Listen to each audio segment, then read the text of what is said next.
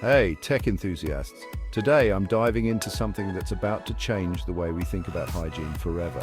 Imagine a world where cleaning isn't just about wiping surfaces or spraying chemicals. We're on the cusp of a hygiene revolution powered by quantum technology. So what if I told you that the same rapid adoption is about to hit the realm of cleanliness?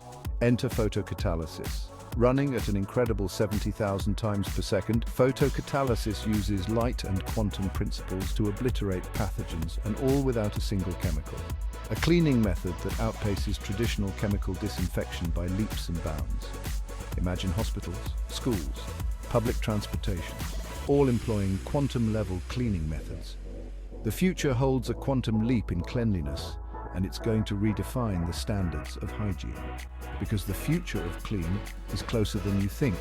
Thanks for watching.